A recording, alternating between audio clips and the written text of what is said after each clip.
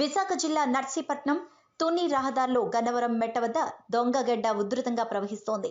రోడ్డుపై నుండి నీరు ప్రవహించడంతో రెండు వైపులు వాహనాలు రాకపోకలు నిలిచిపోయాయి. తెల్లవారుజామున కారులో నర్సీపట్నం నుంచి తిరుపతి బయలుదేరిన నలుగురు వ్యక్తులతో కారుతో గడ్డ దాటుతూ ఉండగా ప్రమాదవశాత్తు కొట్టుకుపోయారు.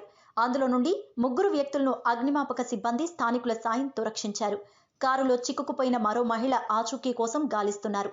మరిన్ని వివరాలు మా ప్రతినిధి నాయుడు ఫోన్ ఇన్ లో అందిస్తారు.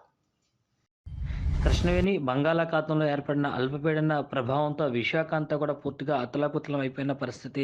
గత 2 రోజులు బట్టి కూడా ఏకధాటిగా కురుస్తున్న వర్షాలకి విశాఖలోని లోతట్టు ప్రాంతాలన్నీ కూడా పూర్తిగా ఇప్పటికే జలమైన పరిస్థితి. ప్రస్తుతం గాజువాకలో చూసుకున్నట్టయితే అటు శీలనగర్, హరిజన, జగ్గైపాలెం ప్రాంతం దగ్గర నుంచి కానీ పెదగంటడ మండలం హెచ్బి కాలనీ ఈ ప్రాంతాల్లో కూడా పూర్తిగా కూడా ఇళ్లల్లో కూడా నీరు చేరిపోయిన ఆ పరిస్థితి చూసాం. మరోపక్క కూడా విశాఖ పారిశ్రామిక అంటే మలకాపురం ప్రాంతంలో కూడా విషాద ఛాయలు అలుముకున్నాయి. కొండవాగు ప్రాంతంలో కూడా కొండకు సంబంధించిన కొండ చర్యకు సంబంధించిన రిటర్నింగ్ వాల్ ఇరిగిపడి ఇంటి మీద పడడంతో కూడా 8 నెలల నిండి గర్భిణితో పాటు తన కుమారుడు కూడా నిన్న మృత్యువాత జరిగిన ఘటన కూడా మనం చూసాం. ఇప్పటికే అధికారులందరూ కూడా పూర్తిగా ఎక్కడికెక్కడ అప్రమత్తం అయ్యారు. కొండ మీద ఉన్న నివసిస్తులందరినీ కూడా సురక్షిత ప్రాంతాలకు వెళ్ళాలని, అలాగే మత్స్యకారులు ఎవరో కూడా సముద్ర వేటకు వెళ్ళొద్దంటూ కూడా హెచ్చరికలు జారీ చేసిన పరిస్థితి అయితే కనిపిస్తుంది. ఈరోజు తెల్లవారుజామున సమయం మనం చూసుకుంటే మరో ఘటన కూడా చోటు చేసుకుంది. విశాఖ జిల్లా నర్సీపట్నం ప్రాంతంలోనే అటు నర్సీపట్నం తుని రహదారిలోని గన్నవరం మెట్ట వద్ద దొంగగట్ట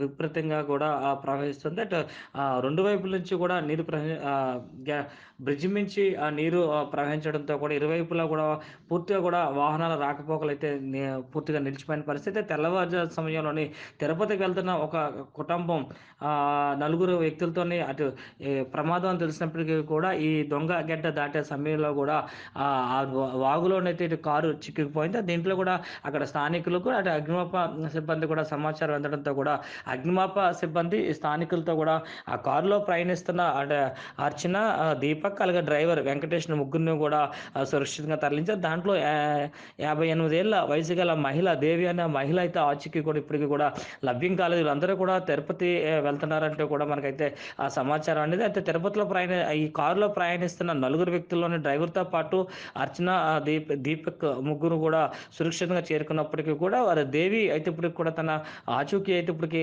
లభ్యం కాలేదు. అగ్నిమాపక సిబ్బంది అక్కడ తోట ఉన్న అక్కడ స్థానికుల దాంతో కూడా ఆ పరిసర ప్రాంతాలన్నీ కూడా పూర్తిగా కూడా గాలిస్తున్న పరిస్థితులు పూర్తిగా కనిపిస్తున్నాయి. అయితే ఇది ఈ 2 రోజులు బట్టి కురుస్తున్న వర్షాలు అయితే కూడా విశాఖలో అయితే పూర్తిగా కూడా విషాద ఛాయలు మిగిల్చాయని మనం ఖచ్చితంగా చెప్పొచ్చు. కృష్ణవేణి.